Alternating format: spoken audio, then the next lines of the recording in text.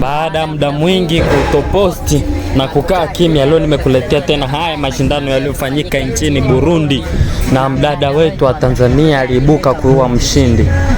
Angalia mwenyewe na ningependa uangalie mpaka mwisho. So kulikuwepo na wadada wengi kama huyo hapa Mgana.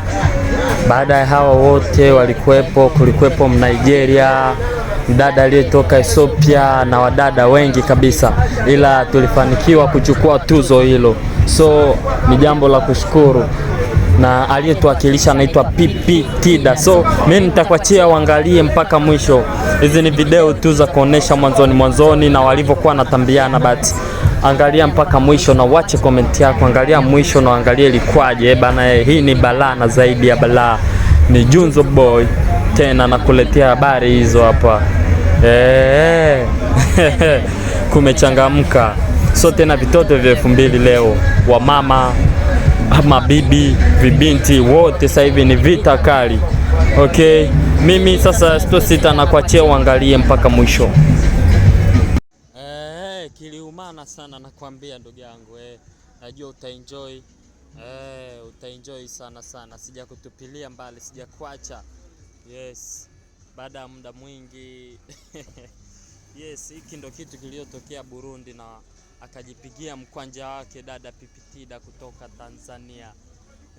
Ni jambo la kumshukuru. Najua wengi watasema sasa alituwakilishaje, ni kutuzalilisha ni nini, lakini bado ujue sasa hivi kila michezo yanaheshimika na dada zetu wameonesha.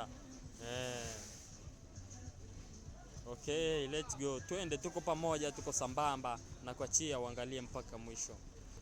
Huyu ndo yule mdada kutoka Nigeria, anakuambia alivunja vibaya sana, aliua.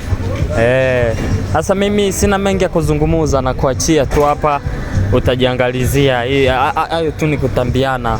Hapo ni mwanzoni walivyokuwa natambiana, lakini kwenye stage angalia mpaka mwisho. Dakika ya 3 kuendelea ndo nikakuachia uangalie mpaka mwisho walichokifanya. Basi mimi nakuachia, nakaa kimya sababu naona kama inaanza sasa.